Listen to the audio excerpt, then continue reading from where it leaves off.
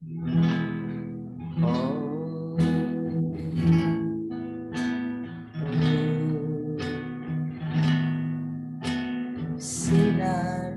kemuliaan-Mu Bapa memenuhi sekelilingku.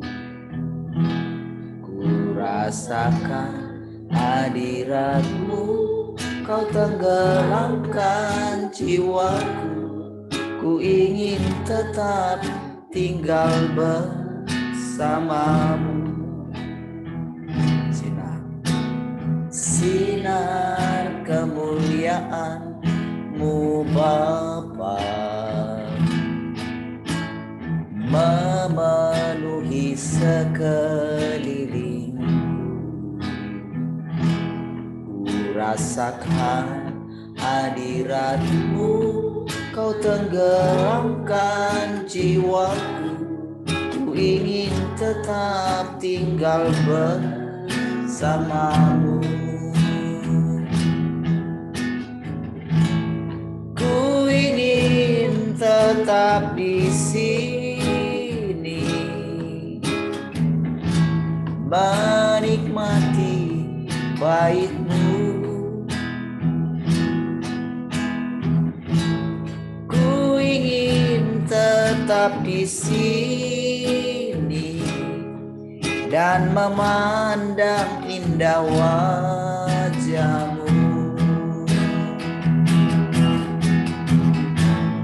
Ku ingin tetap di sini, menikmati bait-Mu. Ku ingin tetap di sini dan memandang indah wajah-Mu. Sinar kemuliaan-Mu, sinar kemuliaan-Mu Bapa memenuhi sekelilingku. Ku rasakan hadirat-Mu, Kau tenggelamkan jiwaku. Ku ingin tetap tinggal bersama-Mu. Ku ingin tetap di sini, menikmati bait-Mu. Ku ingin tetap di sini dan memandang indah wajah-Mu. Sekali lagi katakan, ku ingin tetap di sini. Ku ingin tetap di sini, menikmati bait-Mu. Ku ingin tetap di sini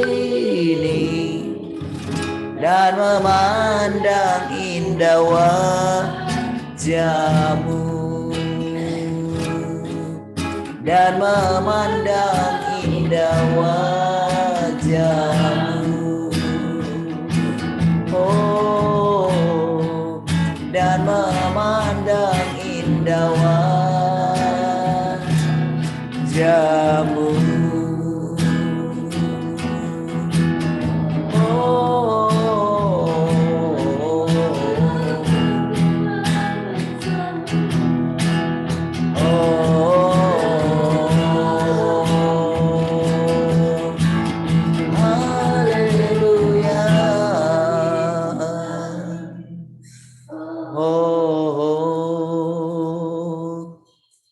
Kami mau tetap bersama-Mu selamanya. Oh,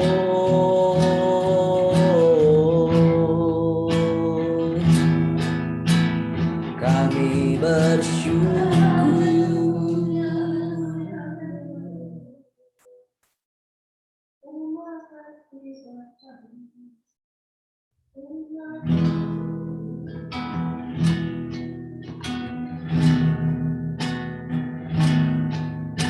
Kasih-Mu membuatku mengerti berharga di mata-Mu, Tuhan, dan tangan-Mu yang menuntun hidupku dalam semua rencana-Mu, Tuhan. Sungguh indah kasih-Mu, sungguh besar kuasa-Mu, Yesus Tuhan penyelamatku. Kau tak pernah berubah untuk menggenapi janji-Mu, itu yang ku percaya.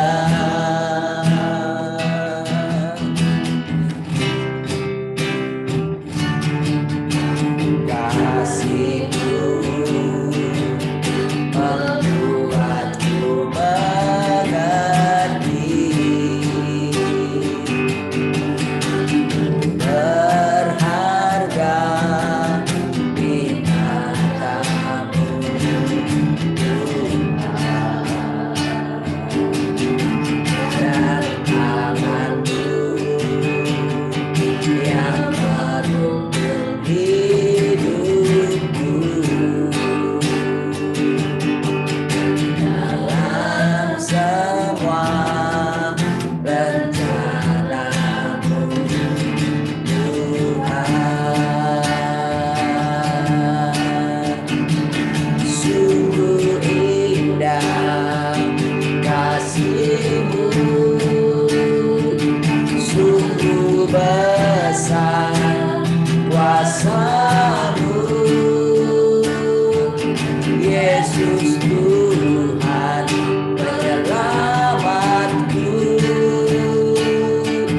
Kau tak pernah berubah untuk menggenapi janji-Mu, itu yang ku percaya.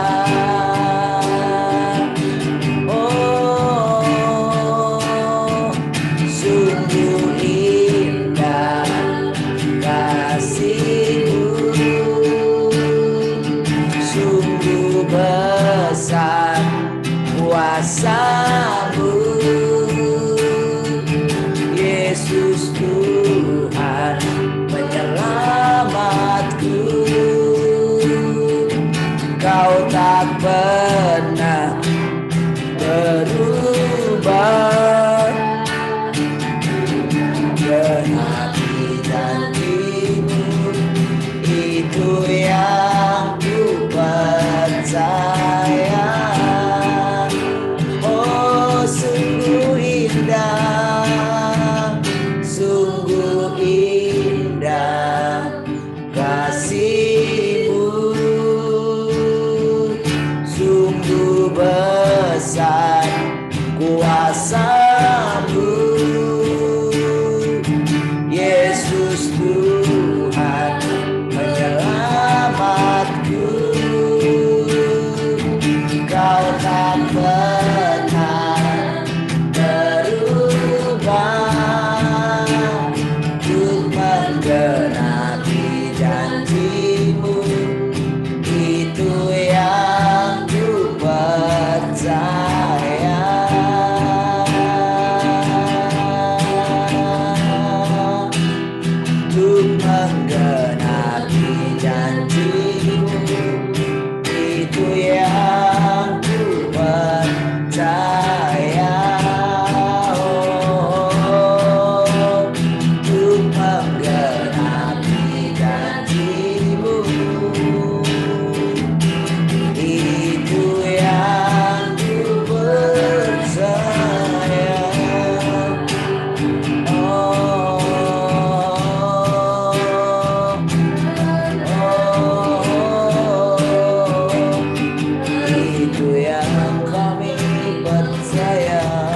selamanya.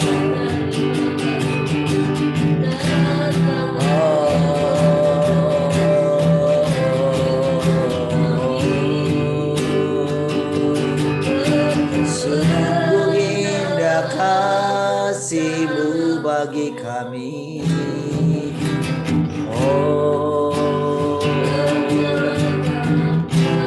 Kasih-Mu mempesona.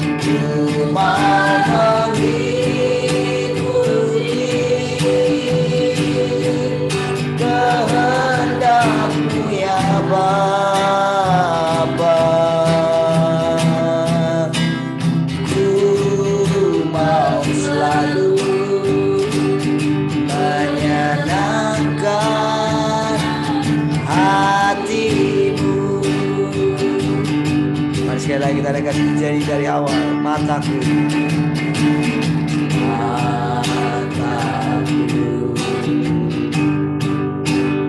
tertuju padamu, seperti hidupku ku serahkan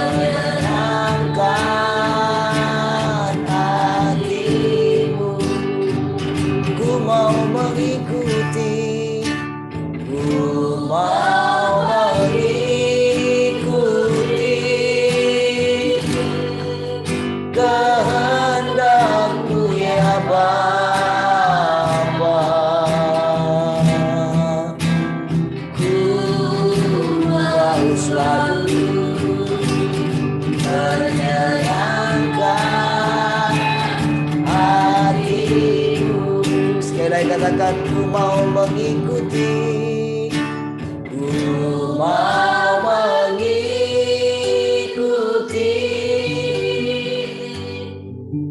kehendak-Mu ya Bapa. Ku mau selalu menyenangkan hati-Mu, ku mau selalu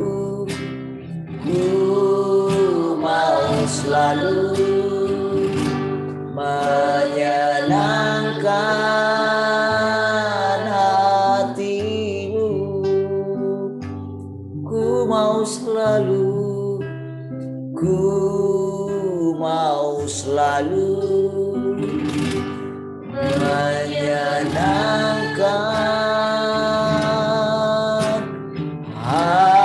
hatimu, menyenangkan hatimu,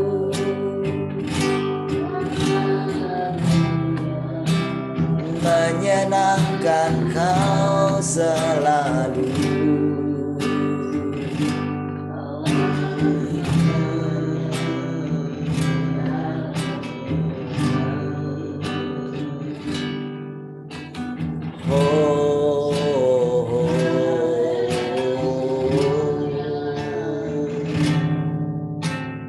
Kami datang di hadirat-Mu,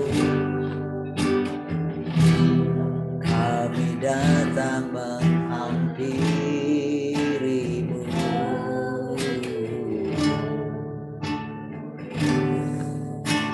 Kau yang terutama dalam hidup kami, Kau saja yang dapat memuaskan.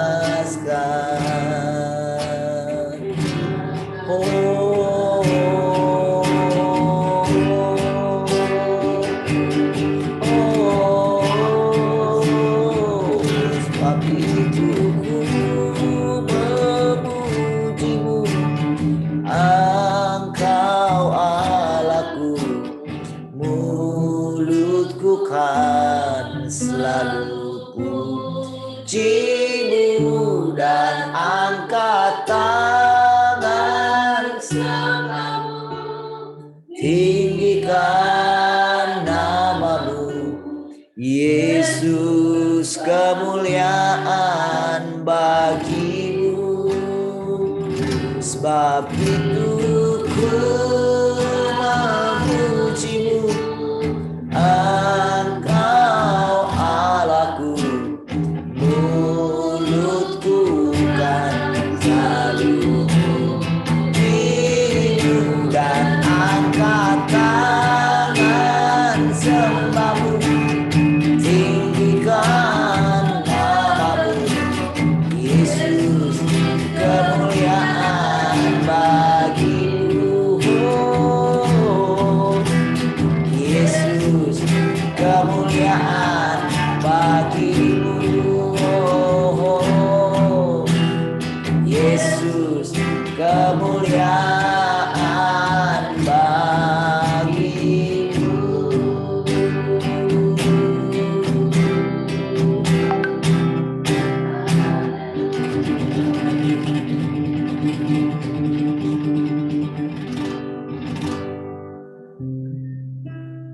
Makasih Bapak Surgawi. Kami bersyukur pagi hari ini di hadirat. Terima kasih. Anugerah-Mu saja yang memampukan kami untuk kami terus berjalan, melewati jalan-jalan bahkan yang belum pernah kami lalui. Terima kasih Tuhan. Kami bersyukur. Kau boleh mengajari kami setiap kali, setiap waktu. Kau berfirman, Kau menyampaikan isi hati-Mu bagi kami. Terima kasih Tuhan. Kami tundukkan kembali pikiran kami di bawah pikiran dan perasaan Kristus. Sehingga pikiran kami ini boleh menjadi selaras kembali. Terima kasih Tuhan. Silakan Engkau ajari kami. Biarlah kiranya akal budi kami, siap senantiasa diajar oleh kehendak kami. Terima kasih. Kami bersyukur. Terima kasih. Silakan Tuhan. Haleluya. Sama-sama katakan. Amin.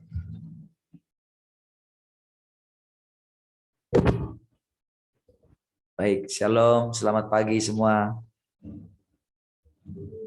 Shalom.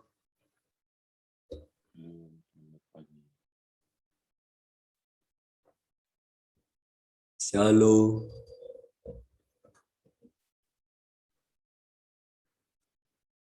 Haleluya. Boleh cek sound suaranya dulu. Shalom. Shalom. Shalom, Pak. Shalom, Heni. Shalom. Salam Pak. Shalom, Pak.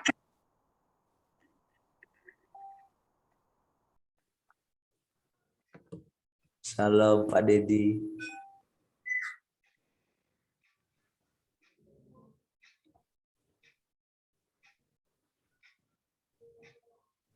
Salam Pak Janu. Salam Arta. Salam Pak. Tuhan. Gimana kabarnya hari ini semua? Baik-baik saja kah? Semangatkah? Sukacita kah? Sukacita. Haleluya. Hari keberapa sih?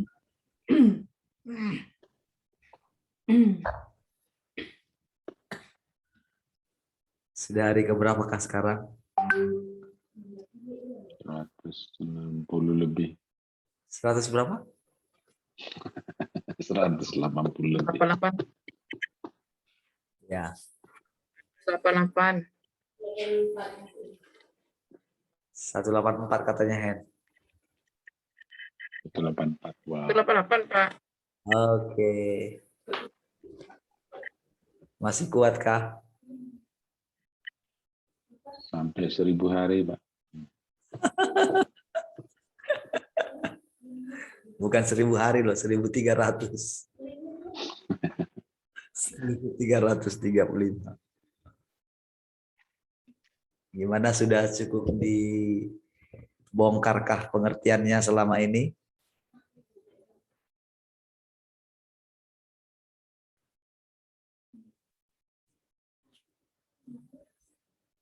Sudah mulai dibongkarkah? Ya?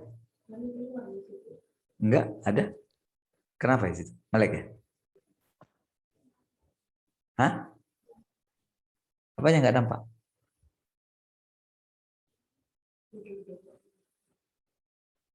Ah, udah kok, kelihatan kok.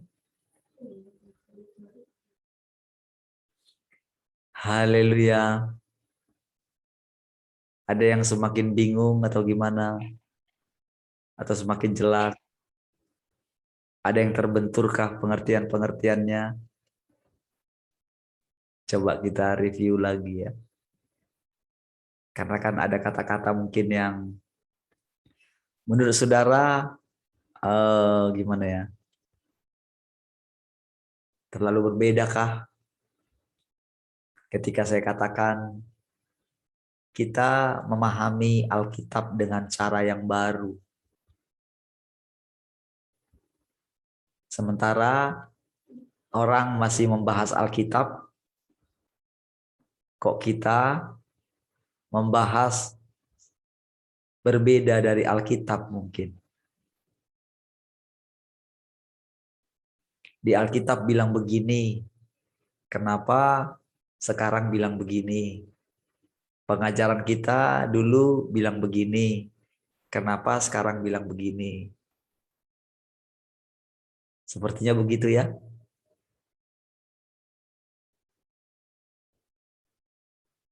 Kira-kira saudara masih semangat nggak lanjut terus? Makin haus atau makin gimana nantinya ya? Kemana nantinya ini?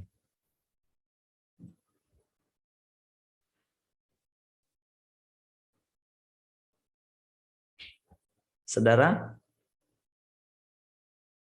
orang Kristen yang mengikut jalan Tuhan, mereka disebut sebagai pengikut jalan Tuhan loh, pada waktu itu.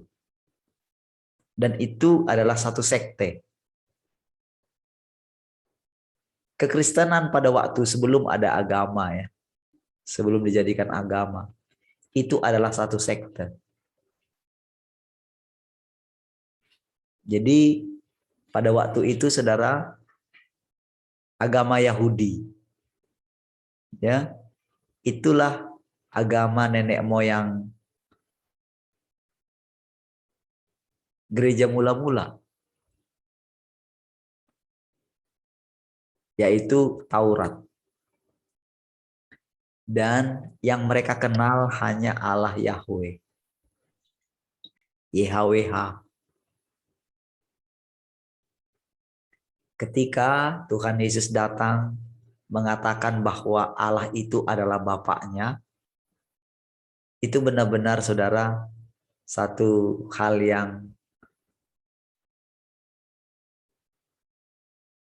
sangat menggoncangkan.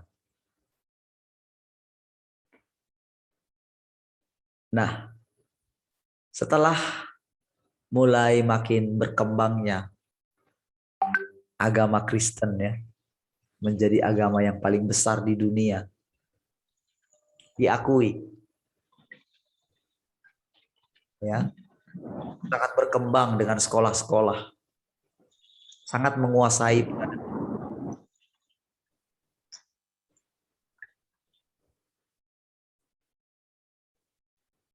Sehingga saudara, pengikut jalan Tuhan ini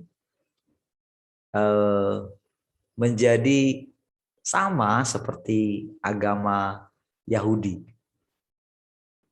Ya, tak ada bedanya. Dengan semua norma-norma yang diajarkan, pengajaran moral yang diajarkan, pengajaran tentang kebangkitan, tentang kedatangan Tuhan, tentang penumpangan tangan, tentang pembaptisan, tentang perjamuan kudus. Kita sudah punya satu aturan yang baku. Padahal sebelumnya, gereja mula-mula itu pada awalnya, mereka tidak mengenal aturan yang baku. Tidak mengenal yang namanya liturgi. Karena liturgi itu adalah kelanjutan dari agama Yahudi. Lalu kita punya perayaan-perayaan, saudara. Ada perayaan Natal, ada perayaan Paskah, ada perayaan Pentakosta, ada kenaikan Tuhan Yesus, kebangkitan Tuhan Yesus, kematian Tuhan Yesus. Semua itu dibuat menjadi hari raya. Dan kita tak ada bedanya dengan agama lain. Sehingga dari tahun ke tahun kita selalu berputar-putar di situ. Ya. Jadi saudara, walaupun terjadi kegerakan demi kegerakan,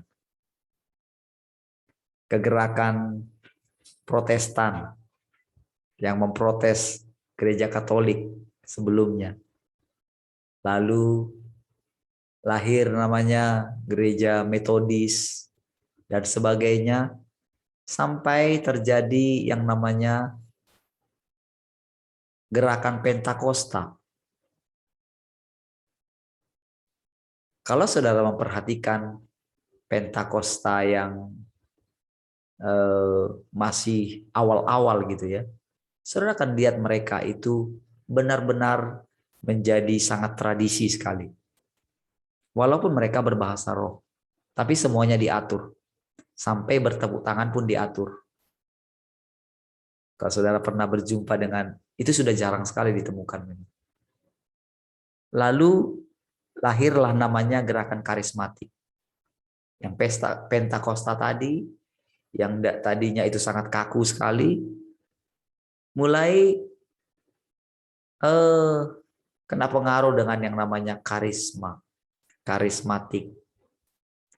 Sehingga mulai ada perubahan-perubahan. Tapi tetap gerakan karismatik juga itu menjadi kaku lagi. Dengan sekolah-sekolah Alkitab yang dimiliki oleh gerakan-gerakan karismatik ini jadi kaku lagi. Mau apapun gerakannya, yang namanya gerakan roh, sebetulnya saudara sedang berhenti. Tetapi saudara tetap karena teringat dengan keindahan di masa yang lalu, maka para orang-orang yang pernah mengecap kegerakan yang namanya karismatik, Pentakosta, mereka rindu ke sana. Dengan semua teologi yang ada, dengan perasaan hadirat Tuhan. Sehingga saudara, demi mencapai maksud itu, maka kegerakan ini, orang-orang yang terlibat dalam kegerakan ini, itu membuat sensasi-sensasi gitu. Sama seperti bangsa Israel.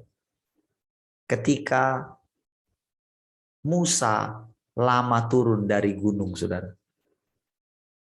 Lalu mereka membuat patung lembu emas. Lalu mereka mengiringnya. Lalu mereka berkata, inilah Allah Elohim, Allah Yahweh yang memimpin kamu keluar dari Mesir. Jadi mereka bukan menyebut itu berhala, saudara.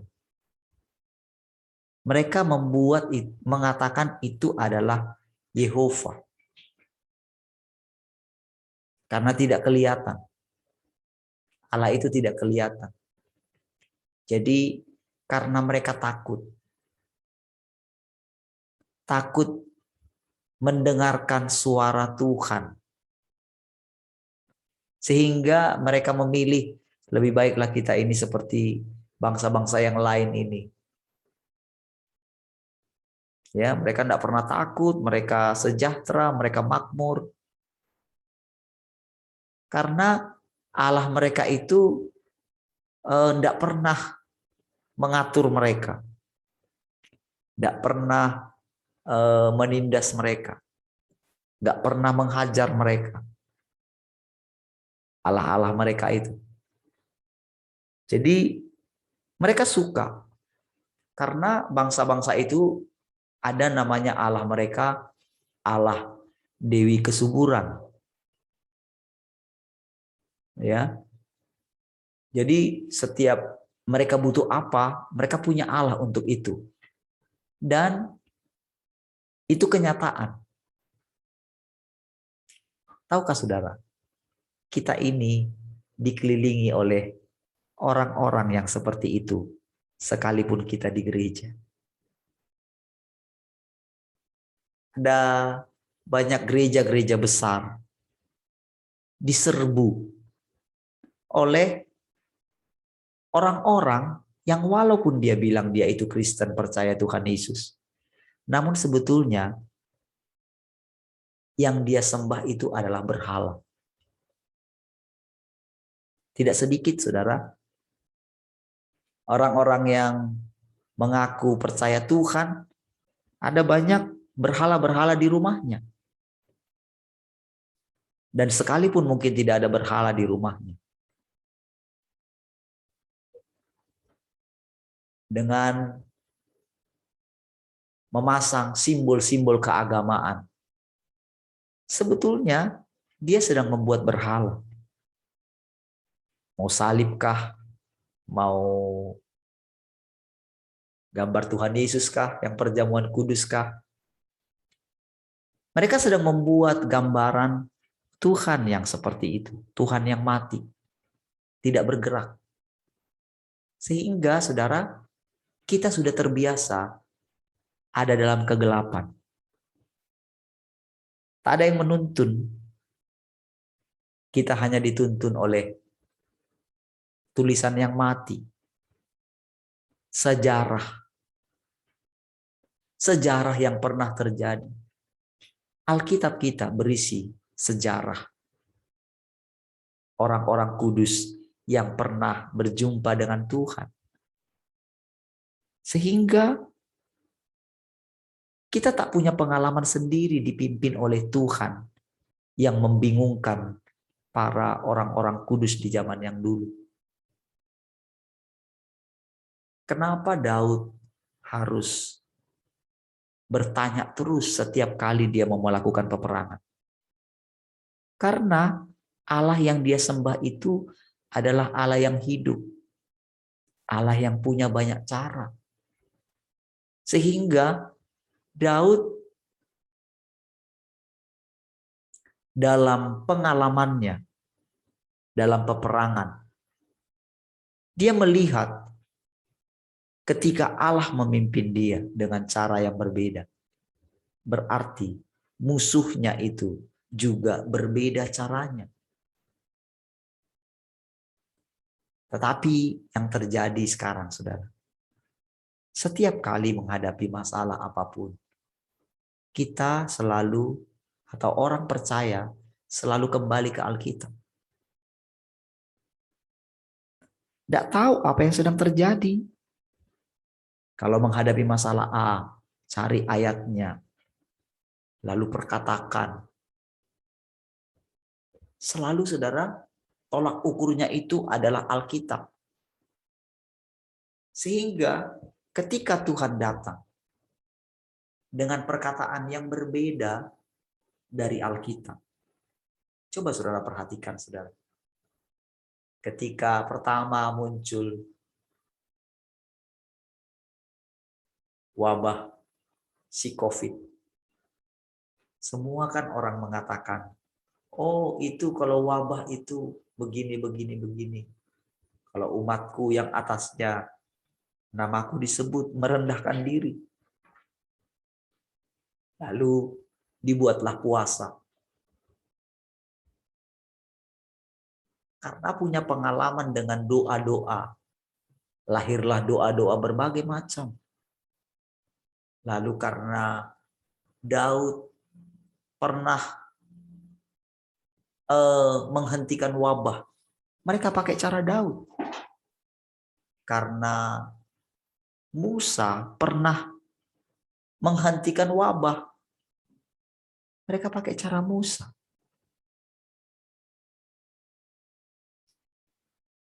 Sehingga saudara, kita menjadi bulan-bulanan. Nggak tahu buat apa. Itulah yang sedang terjadi. Sehingga kondisi seperti ini, saudara, yang sudah sangat menyedihkan pun, kalau saudara masih punya anggapan seperti yang saya katakan, saudara, betapa sedihnya.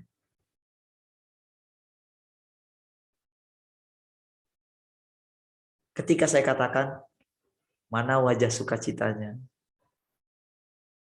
itu rasanya terpaksa. Karena apa? Karena kita itu makin lama, mungkin ada di antara saudara yang bilang begitu. Kemana ini? Apa nggak lebih enak yang kemarin? Kita pakai buku pemuritan, kita ulang-ulang terus. Buku 1, buku 2, buku 3, sampai buku 13. Balik lagi buku 1, buku 2. Katanya sudah dibuat buku 14. Sampai sekarang mereka tidak berani membahas buku 14 itu. Karena berisi alam roh gitu. Takut untuk membahasnya. Karena apa? Karena gurunya sudah pergi.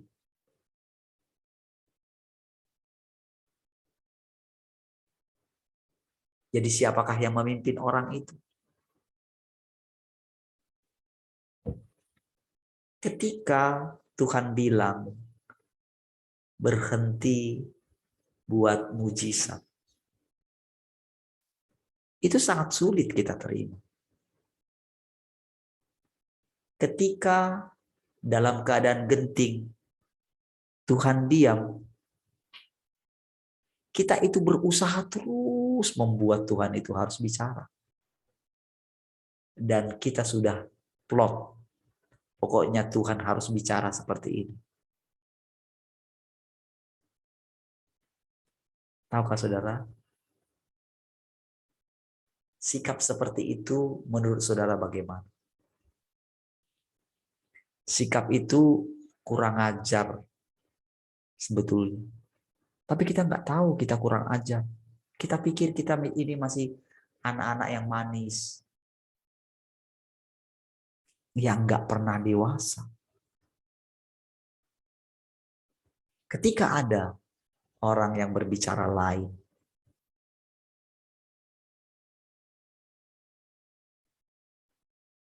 kita tidak mau ngikutin terus.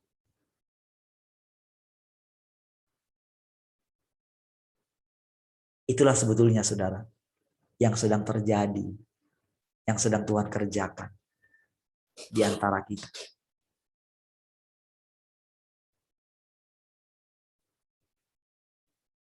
Ketika saya mengatakan,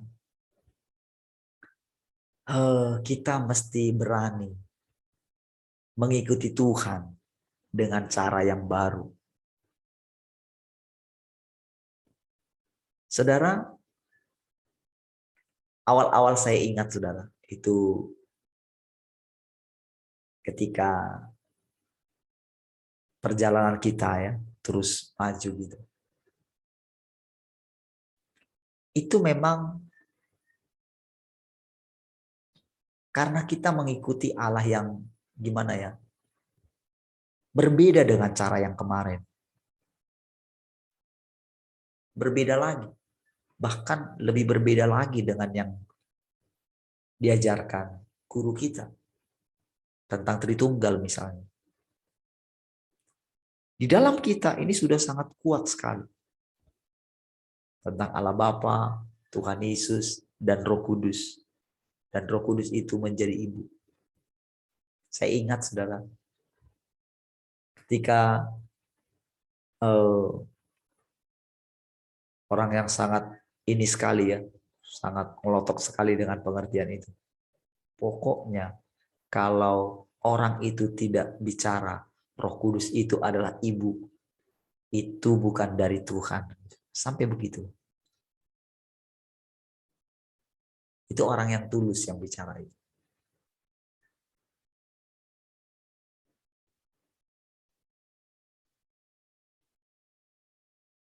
Sampai buat satu statement seperti itu. Kalau tidak bicara roh, maka orang itu tak dipimpin roh. Jadi kata-kata dipimpin roh itu menjadi satu menjadi satu, karena itu ada di Alkitab gitu. Dipimpin oleh roh. Kita ini makhluk roh. Kita harus hidup di alam roh. Hidup dalam roh. Ketika berbicara mengenai iman, segala sesuatu butuh iman. Saudara, pekerjaan Tuhan itu berlanjut terus dalam kita. Pekerjaan Tuhan itu bukan begini, saudara. Bukan dia kasih kita hal-hal yang benar menurut kita, yang wah. Bukan, itu hanya salah satu.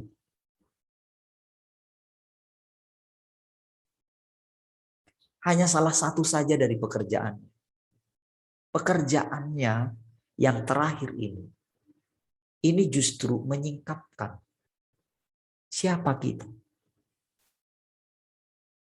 Betapa kita ini tidak siap dihajar, tidak siap didisiplin. Betapa kita itu sangat takut salah. Sehingga Orang percaya sekarang kebanyakan itu nggak mau hal-hal yang baru. Mereka mau hal yang baru kalau itu adalah tanda-tanda mujizat. Itu yang mereka mau. Sementara kalau ketika punya masalah, lalu datang sama Tuhan, lalu Tuhan memang tidak mau menyembuhkan, maka orang ini dengan mudah akan pergi mencari Tuhan yang lain. Apa itu Tuhan yang lain? Dokter. Apa itu Tuhan yang lain? Kekayaannya. Dengan alasan dokter pun dipakai oleh Tuhan. Tidak mau dengan diam.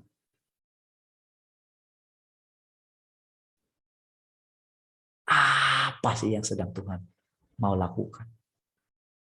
Dia sudah punya Allah. Pokoknya Allahnya dia adalah Bapa yang penuh kasih. Bukan Bapak yang kejam.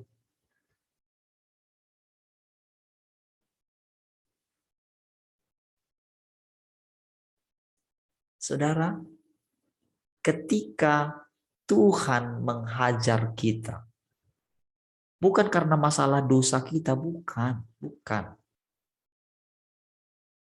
Masalah dosa kita sudah diselesaikan, sudah ditanggung oleh Tuhan 2000 tahun yang lalu. Sudah ditanggung. Karena yang menanggung itu cukup satu orang. Karena kita pun berdosa karena satu orang.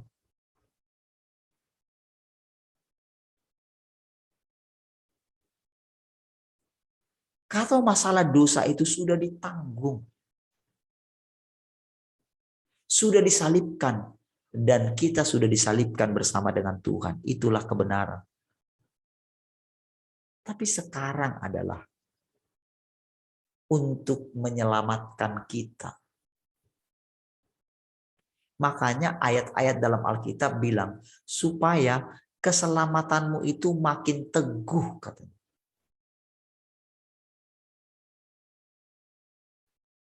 Disitulah kita dihajar.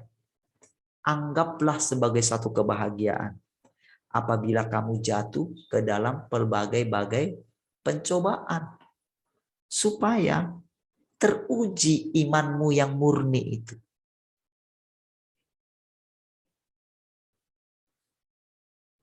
Saudara, bangsa Israel tidak kurang mujizat, saudara, ketika mereka dipimpin. Cuman masalahnya adalah ketika mereka dicobai, mereka bersungut-sungut.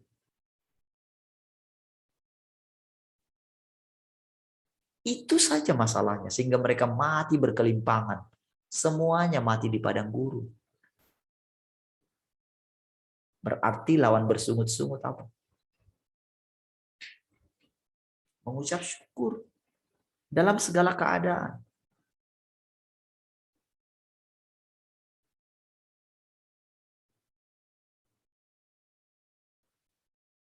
Saudara, kalau saudara ikuti bagaimana Paulus ketika dia coba ditangkap, dia bilang, aku punya KTP Roma, katanya. Wow, orang yang menangkapnya takut.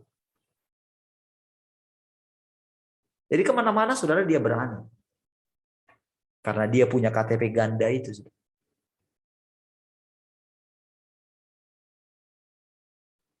Jadi selanjutnya dia banyak sekali mengalami hal. Termasuk sampai dia itu menemukan dirinya manusia celaka. Justru ketika dia menemukan dirinya manusia celaka, disitulah dia melihat Tuhan yang sebenarnya. Sampai dia benar-benar tak lagi melakukan mujizat lagi. Tak. Bukan lagi. Saudara. Bahkan dia takut sekali. Dia membiarkan saja anggotanya yang sakit itu. timnya yang sakit itu. Karena apa? Dia sedang belajar sesuatu. Ada hal yang baru dari Allah. Dan kita sedang ada di situ, saudara. Bukan berarti tidak ada tanda dan mujizat. Bagi orang yang baru, mereka butuh. Tapi saya mau bilang sama saudara. Ternyata survei membuktikan. Orang yang mengalami mujizat terhebat sekalipun, perjalanan berikutnya tak pernah membuat dia lepas dari situ. Selalu bolak-balik di situ.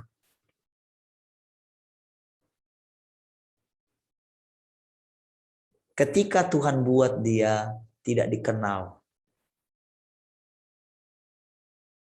Tuhan mau menyatakan dirinya, tetap dia mau muncul.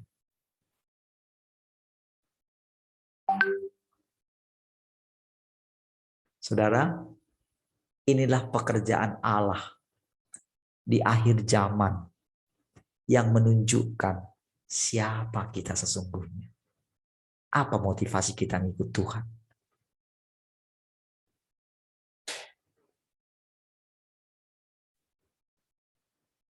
Ketahuan, saudara, bahwa yang ingin kita dengar adalah hal-hal yang indah saja. Tentang surga, tentang hidup. Tetapi ketika dia bawa kita ke titik terendah, tahukah saudara?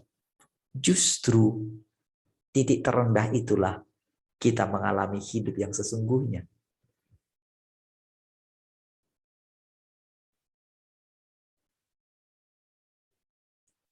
Ketika saudara kita terus mengikuti ini, saudara, berhentilah berpikir bahwa segala sesuatu menjadi indah saja.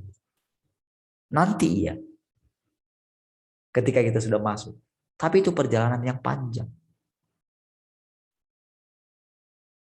Untuk kita boleh mengetahui sedalam apa sih jahat itu. Sudah bercokol di dalam kita. Saudara, ini pekerjaan yang panjang. Bayangkan, saudara. Berapa lama kita hidup tanpa Tuhan. Sebelum kita lahir baru. Berapa lama? Berapa banyak sudah. Kita itu dalam sekali ada di bawah. Apakah itu semua selesai begitu saja? Tidak. Tak selesai begitu saja. Memang kita ditolong dengan kita percaya bahwa hidup kita bukan kita lagi. Memang betul, saudara. Kita dirampas.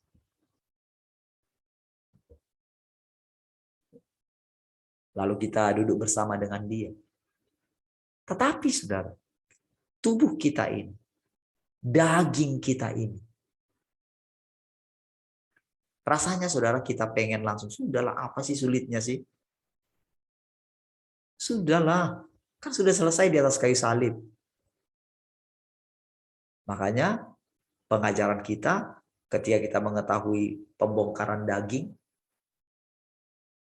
kita mau ini terus, kita cuci terus, kita tangking terus, kita injili lagi, berbagai macam cara kita ingin menanggulangi daging kita. Kita berusaha ingin mengalahkan iblis. Padahal justru ketika kita ingin mengalahkan iblis, justru kita sudah kalah.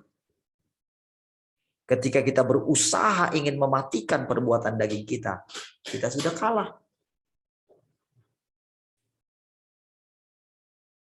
Ketika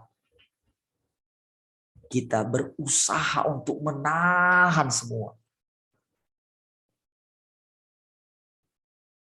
ketika kita dapat firman,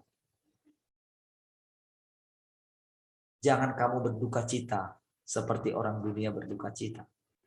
Lalu kita berusaha menjaga. Ketika kita berusaha, justru di situ kita belum selesai.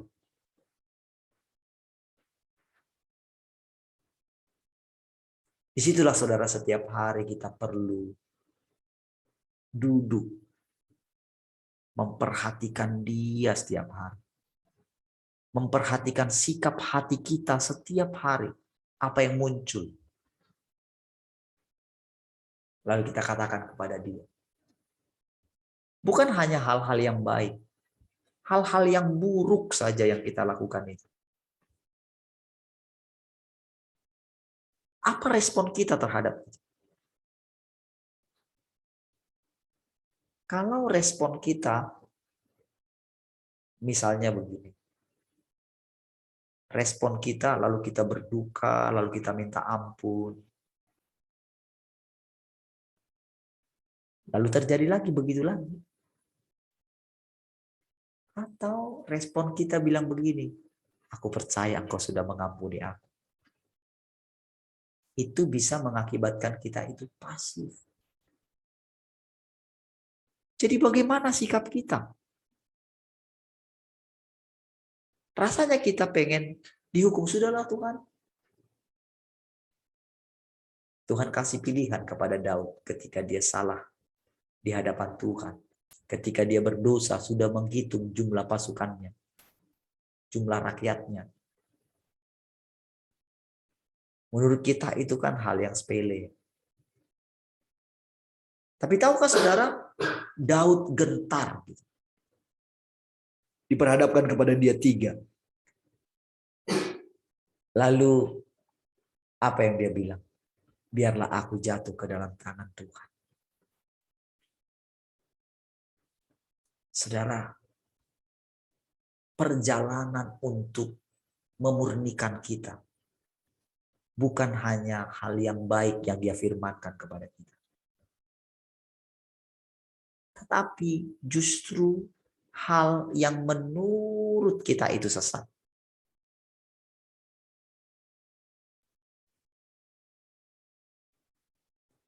Sesat itu adalah kita berputar-putar di tempat yang sama. Itu namanya sesat. Udah balik cari, balik lagi situ. Gak pernah memulai satu jalan yang baru. Balik lagi situ. Putar saja. Itulah keadaan umat Tuhan saat ini. Sehingga sampai-sampai tidak bisa mendengarkan mempelai datang. Tidak bisa dengarkan ketokan pintu. Karena terlalu banyak suara yang lain.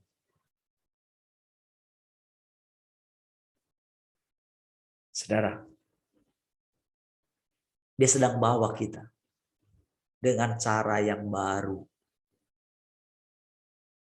Saudara, hal-hal roh itu sangat menyenangkan, saudara.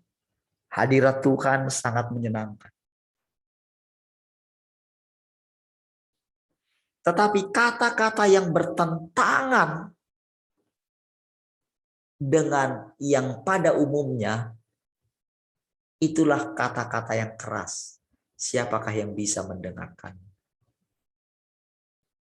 Tubuhku benar-benar makanan. Darahku benar-benar minuman. Itu sangat keras. Sangat keras bukan berarti mungkin menuduh kita A, B, C, D gitu ya. Bukan.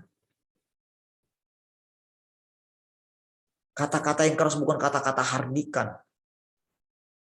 Tapi kata-kata yang keras adalah itu mampu membedakan, mampu menangkap yang baik daripada yang jahat.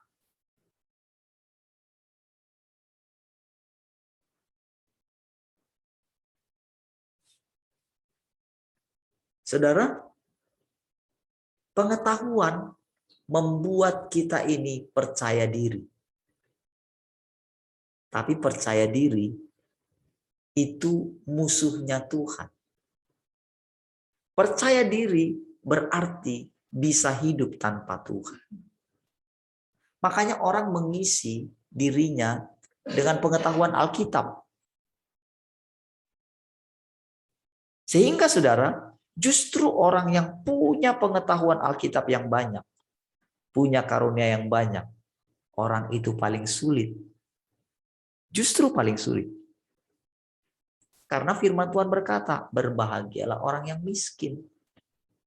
Berbahagia orang yang lapar dan haus akan kebenaran.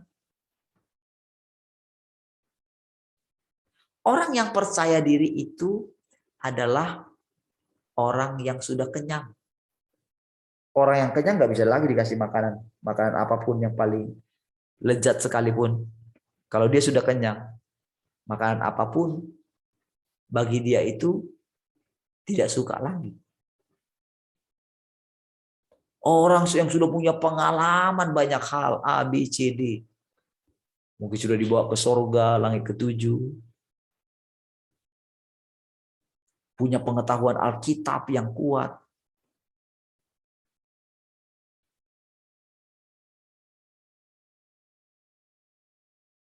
Itu justru paling sulit. Bukan paling mudah. Tapi bukan berarti kita nggak butuh itu. Butuh. Tapi yang mesti kita lihat adalah bukan, jadi jangan kita pakai pengetahuan sejarah Alkitab itu. Jadi mengatakan bahwa Tuhan itu adalah begini.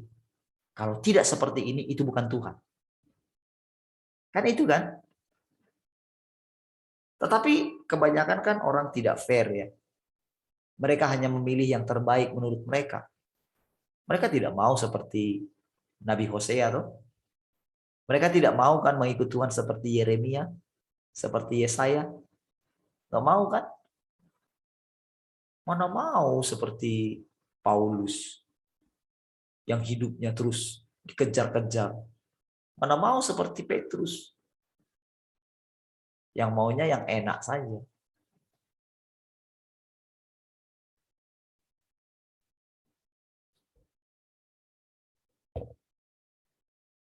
Atau ada juga yang ekstrim. Karena melihat, oh harus menderita, wah dia pilih itu. Sesat lagi. Saudara, mengikuti jalannya Tuhan. Pengikut jalan Tuhan.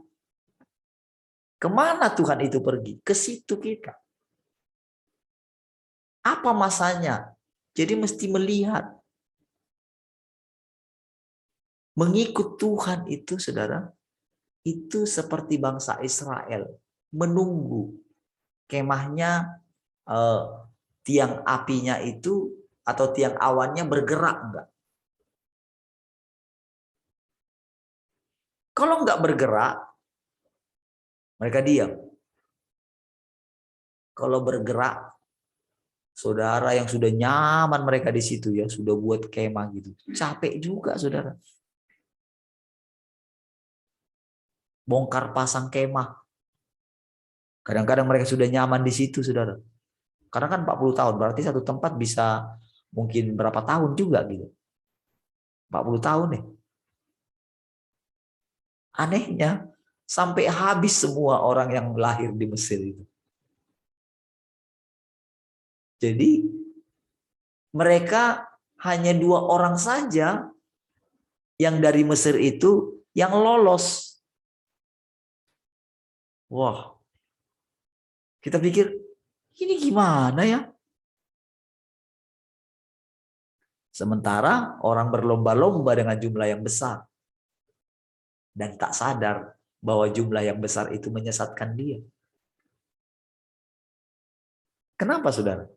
Karena kalau mungkin jumlahnya sedikit, oh dia gampang saja. Kalau jumlahnya banyak, wah, nggak bisa ngambil keputusan sendiri.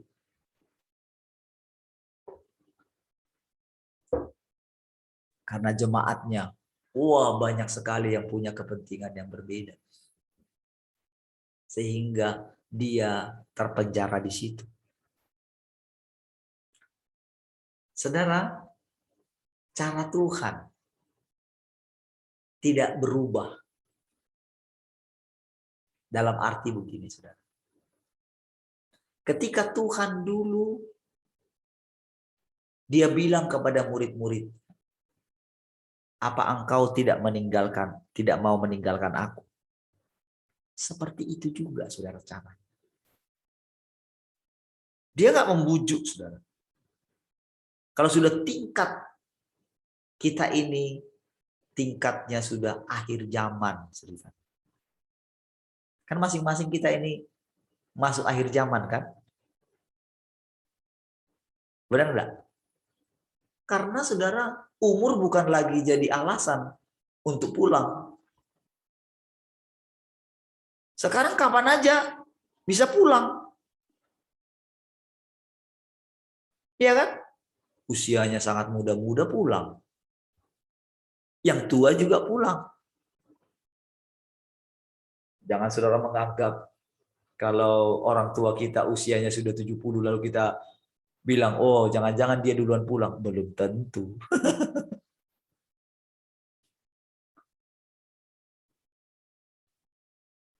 Sekarang orang mesti sudah buat satu, harus sudah membuat dirinya ini, kita ini harus sudah membuat waktu tak banyak lagi. Kita didesak. Jadi saudara, yang kita dapatkan tentang tentang kita masuk kerajaan 1000 tahun, tentang langit baru, bumi baru. Kalau sikap kita selama penantian ini nggak berubah, kita masih mengikatkan diri kita masih berusaha untuk survive, kita masih memikirkan tentang masa depan kita. Jadi saudara, ujiannya justru di sini. Orang yang takut akan Tuhan yang bisa masukkan ke tahapan berikutnya. Karena kan sedang terjadi pemurnian. Jadi masing-masing kita, saudara, mesti melihat bagaimana sikap kita.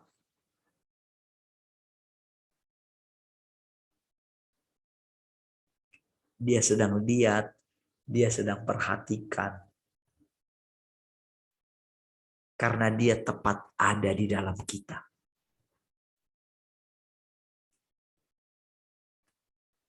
Jadi saudara, Tuhan Yesus mengatakan sesuatu itu karena dia mendengarkan Bapaknya bilang.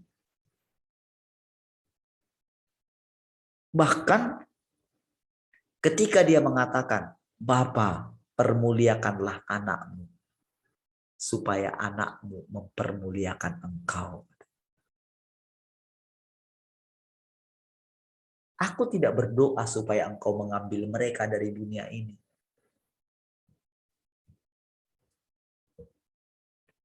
Tetapi supaya engkau melindungi mereka daripada yang jahat. Padahal saudara, mereka benar-benar setiap hari menghadapi dunia yang jahat.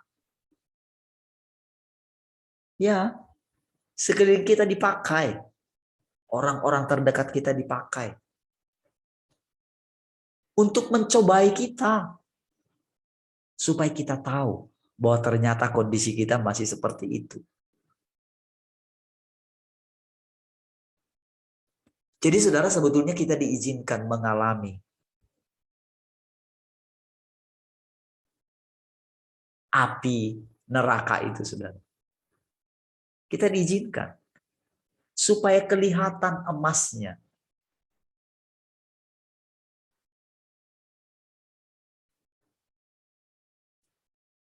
Sampai kita ini layak dikatakan supaya mereka satu, sama seperti kita adalah satu. Aku, engkau di dalam aku, dan aku di dalam mereka. Itu kan Yohanes 17 itu.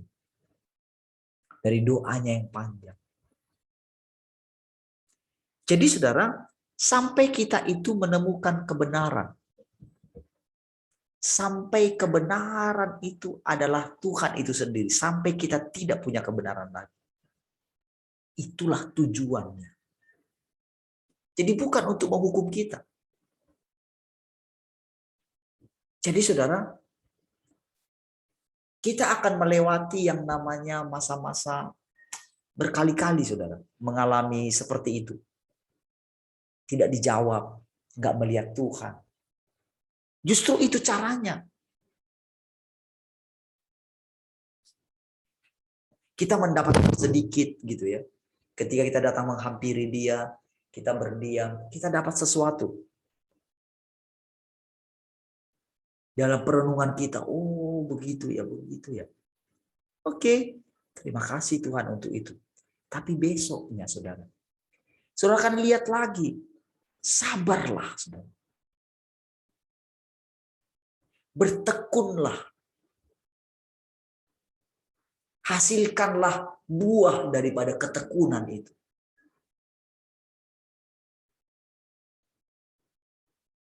Itulah masanya. Jadi jangan lewatkan apapun yang diizinkan.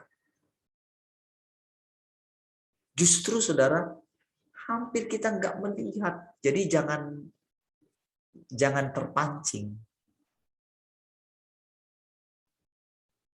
Meminta jawaban doa. Kita sudah lewati masa itu. Dan itu baik. Dan saudara mesti percaya, apapun yang saudara minta, saudara sudah dapatkan. Oke? Harusnya sudah sampai di situ ya. Jadi jangan lagi ingin, mau inilah, mau itulah, gitu ya. Karena nanti itu saudara, itu berlimpah-limpah nantinya gitu loh. Karena kan ingat kan, orang fasik ditugaskan mengumpulkan kekayaan yang akan diberikan kepada orang benar. Itu berlaku, itu firman, itu kebenaran. Langit dan bumi ini, walau dikatakan langit dan bumi ini berlalu, saudara, maksudnya yang lama itu berlalu. Jadi walaupun kita lihat genting ini sekarang, lihat, berubah.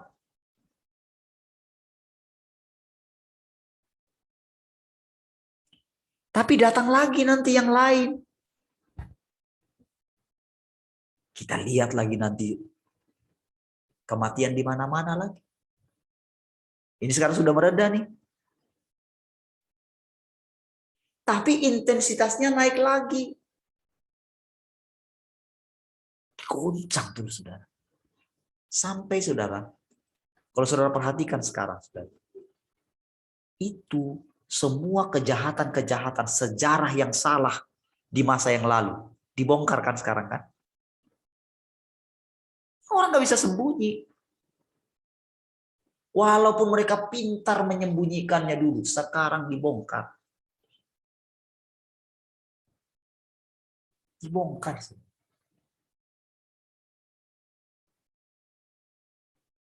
Penipuan-penipuan yang di masa yang lalu atau di masa sekarang, semua dibongkar. Orang yang nampaknya tadinya, wow, sekarang dibongkar. Inilah sesungguhnya dia. Semuanya. Sehingga sampai nanti lahir generasi yang kapok. Kalau sekarang kan masih diizinkan bertengkar satu dengan yang lain. Merasa dirinya benar. Masih diizinkan. Lewat lagi. Oke, panasin lagi apinya. Ketahuan aslinya. Apakah orang itu mau cari popularitas? Atau memang benar-benar tulus hatinya? Jadi saudara, tentang ketulusan hati ini saudara, bukan saudara dapatkan. Jadi begini saudara, Jangan buat karena kita sudah menerima Tuhan, kita sudah jadi orang percaya. Jadi kayaknya kita yang pemilik Tuhan itu loh. Enggak. Karena begini, kita ini jadi orang percaya karena orang Israel itu mereka tidak mau percaya, tidak mau menerima kedatangan Tuhan. Jadi kita nggak perlu sombong di situ. Jangan kita jadi sama, nanti kita akan jadi terkemudian. Tuhan sudah memberikan dirinya dicari oleh bangsa-bangsa, ditemukan oleh bangsa-bangsa yang tidak mencari Dia. Jadi ada orang-orang di sana, orang-orang miskin, orang-orang hina, yang sampai karena gelapnya dunia ini. Tapi Tuhan berbelas kasihan kepada orang-orang yang hina, kepada orang-orang yang miskin. Jadi dia menemukan, saudara, Tuhan itu berpihak kepada orang-orang yang dianiaya. Bukan kepada orang-orang yang menyombongkan diri. Orang-orang yang yakin sekali dengan kepercayaannya bahwa dia anak Allah gitu. Justru mungkin tidak penghuni daripada kehidupan yang akan datang. Karena dia percaya diri. Orang yang diterima adalah orang yang memukuli dirinya. Bukan orang yang bilang begini, terima kasih Tuhan. Aku tidak seperti orang itu. Aku rajin ini, aku rajin itu. Jadi saudara, orang-orang yang akan masuk nanti di kerajaan berikutnya, saudara, bukan orang yang berseru Tuhan, Tuhan, bukankah kami? Atau mungkin lebih ini, menyebut Allah itu, Allah Yahweh kah? Bapa surgawi kah? Dengan suara yang mantap gitu. Bukan. Jadi semua ini pengujian untuk mengetahui kemurnian kita, ketulusan kita, kerendahan hati kita untuk mencari Dia terus. Jadi saudara, dalam proses penantian ini saudara sudah mendapatkan sekarang anugerah. Sampai sekian waktu lamanya kita mendapatkan anugerah. Kita boleh bersama-sama dilatih selama 184 hari. Kita boleh duduk, diam mendengarkan. Kita boleh menyembah Tuhan. Kita sudah terset. Itu luar biasa loh, 184 hari. Saudara.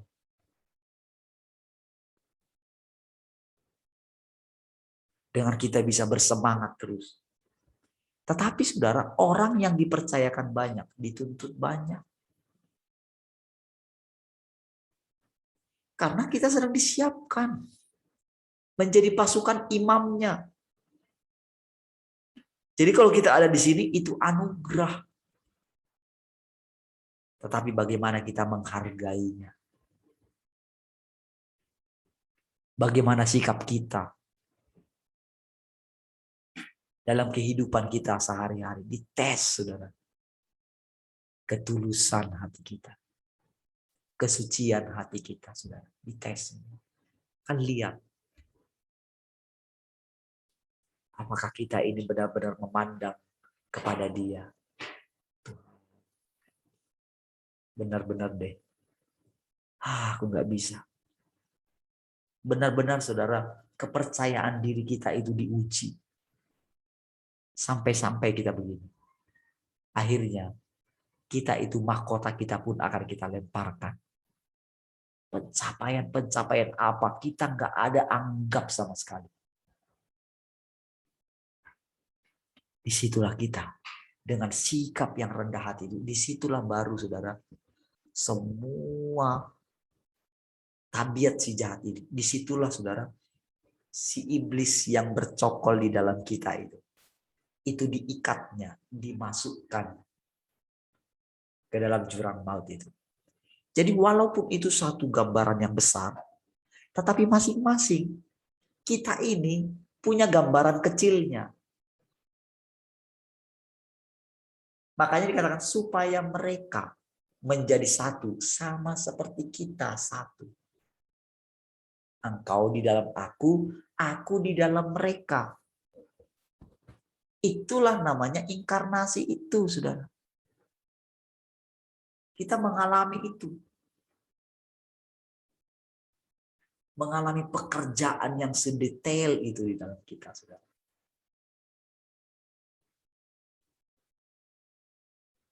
Sehingga saudara, dari hari ke hari, harusnya saudara, wow, terpancar dari kehidupan kita ya. Pancar.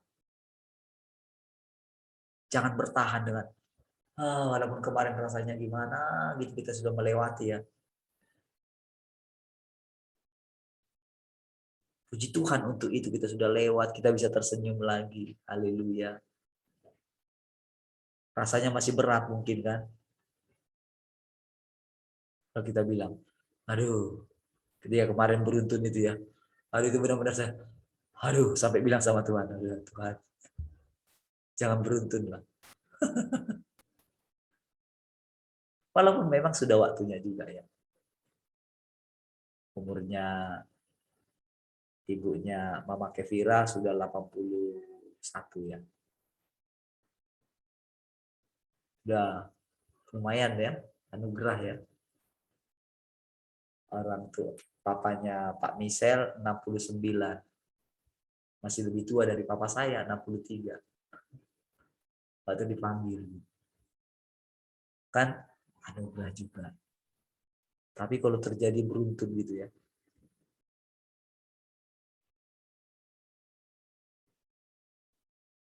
Ibunya Pak Sihombing atau opungnya Pak Jose sudah 80-an juga, 81, 82 lah.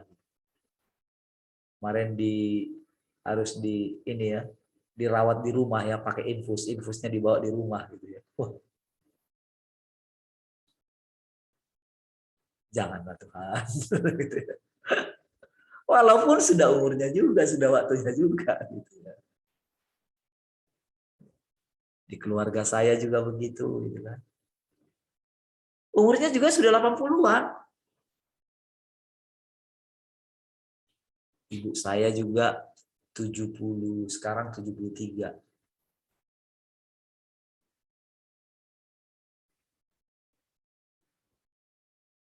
Ketika kemarin bilang, wah, makanya nggak bisa pergi ke Siantar gitu ya selain PPKM karena ternyata sakit kemarinnya gitu. Nggak cerita sama saya. Karena sebelumnya kan saya bilang sama saudara, wah saya nggak pernah lihat wajahnya secerah itu. Padahal baru meninggal pendetanya itu ya. Beberapa hari kemudian tuh ketika video call itu, wah saya lihat, wah cerah sekali. Makanya saya cerita sama saudara. Tapi ternyata itu kalau nggak salah Minggu gitu ya. Seninnya ternyata, waduh, udah mau mati aku katanya. Kenapa mama nggak bilang? Gitu. Nggak usah lah semua dibilang-bilang katanya. Nanti kepikiran kalian katanya. Sampai nggak bisa bangun lagi dari tempat tidur katanya. Udah saya pikir saya lewat. Belum pernah dia cerita kayak gitu. Aduh. Nggak berani saudara kayak kemarin ngomongnya sama Tuhan. Bisanya gini. Memandang Tuhan aja gitu. Sampai dia nggak temukan permintaan di dalam kita. Ini fase loh saudara. Kalau saudara andalkan Alkitab, banyak ayat Alkitab yang menyalahkan sikap ini. Saudara bisa ambil, banyak sekali.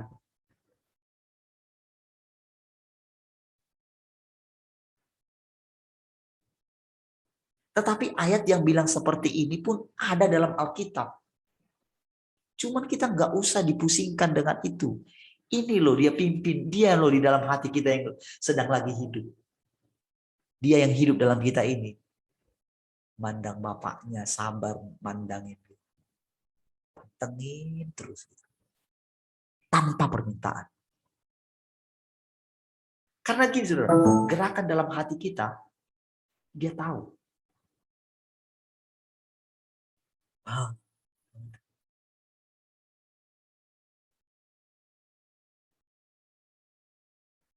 Nah, seperti itulah dia leluasa berinkarnasi dalam kita. Bukan karena iman kita lagi yang kuat, bukan. Kita sudah harus melewati itu, saudara. Karena kita sudah praktek terus itu dan ternyata berhasil. Dan kita tahu itu Tuhan. Tetapi sekarang nih, dengan berbagai macam kita dianiaya. Dengan seperti itu. Makanya kan kalau anak kita sakit, kalau boleh akulah yang sakit.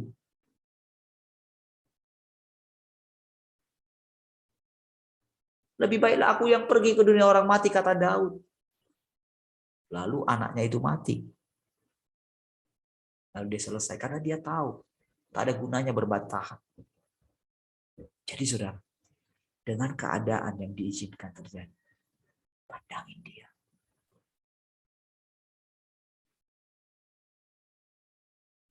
Seperti kemarin, ya. Duh, kalau mau dibilang sedih, mau gimana mau bilang gak sedih? Tapi kalau kita pandang Tuhan, disitulah kita langsung dihiburkan oleh Tuhan. Sekarang kita tahu orang-orang yang kita kasihi ada di dalam Dia. Jadi kalau kita bersedih, terlalu bersedih gitu, itu kan apa ya? Namanya gejolak dalam hati kita. Masa nggak bisa sih itu kan? Kan gitu loh. Jadi yang gimana dong? Akulah kebangkitan dan hidup.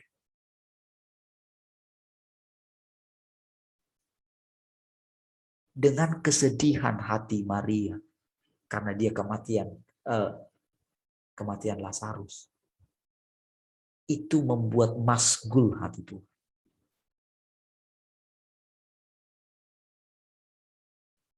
Tuhan sudah bilang, aku loh kebangkitan dan hidup. Artinya begini, ini saudaramu ini nggak mati loh. Kira-kira begitu loh maksudnya. Jadi harusnya begini, saudara. Harusnya Lazarus nggak perlu dibangkitkan pada waktu itu. Harusnya. Kalaupun tidak dibangkitkan, tetap dia bangkit. Gitu maksudnya. Dan dia nggak perlu menunggu nanti sampai di akhir zaman baru Lazarus bangkit. Tak perlu. Karena sang kebangkitan dan hidup ada di situ. Dan dia yang mengatakan, akulah kebangkitan dan hidup. Haleluya. Dengan keadaan yang sulit apa di depan kita. Ini aku. Jangan takut. Amin, saudara. Pegang perkataan ini. Tuhan ada, sudah cukup. Amin. Tak perlu khawatir apapun. Inilah yang sedang dites. Benar gak Tuhan? Ada. Benarkah saudara percaya Tuhan itu ada dalam hidup saudara?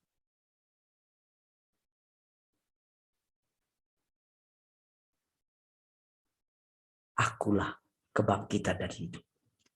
Tuhanlah gembalaku. Aku tidak butuh yang lain. Kepercayaan seperti inilah yang sedang diuji. Maaf sudah lewat 5 ya. Karena anak-anak sudah mulai sekolah sekarang. Puji Tuhan saudara, kita masuki level 3 sekarang. Levelnya jadi turun dari 4 ke 3. Jadi anak-anak bisa sekolah. Jadi kami harus antar anak-anak sekolah sekarang ya. Kita mulai satu kehidupan yang baru.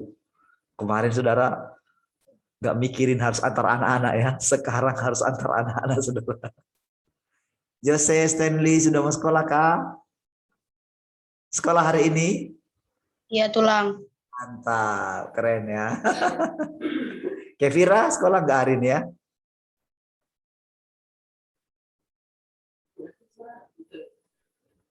Sekolah atau kalau sekolah gini? Karena nggak kedengaran suara.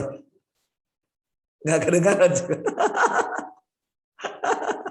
Kalau sekolah gini aja, kayak jempol gitu. Oh enggak, berarti belum ya. Kalau fisik dulu sudah sekolah. Jessica masuk 7:30 ya? 7:30 atau jam 10? Oh, 7:30 ya. Kalau Brian jam 10. Kakaknya 7:30. Oke, baik. Mari kita berdoa ya. Puji Tuhan. Terima kasih Bapa, Tuhan Yesus dan Roh Kudus. Kami bersyukur. Terima kasih kalau anak-anak kami boleh sekolah hari ini. Oh, terima kasih. Mereka memulai satu yang baru. Kami percaya perlindungan-Mu nyata bagi anak-anak kami semuanya. Engkau ada di dalam mereka. Terima kasih. Oh, biar kiranya yang dialami oleh penduduk kota ini, bahkan bangsa ini, setelah melewati satu keadaan yang menegangkan, mereka sekarang boleh menarik nafas. Biar kiranya semua orang belajar takut akan Tuhan. Semua orang mencari Tuhan pada akhirnya. Terima kasih Tuhan Yesus. Kami bersyukur apa yang kami dengar hari ini membuat kami semakin teguh iman percaya kami. Ini hidup kami yang bekerja hari ini diberikan kekuatan. Terima kasih Tuhan. Kami bersyukur biarlah sepanjang hari ini semua makhluk, semua ciptaan-Mu boleh memuliakan Engkau, boleh bersukacita hari ini. Haleluya. Haleluya. Sama-sama kita katakan. Amin. Baik, puji Tuhan.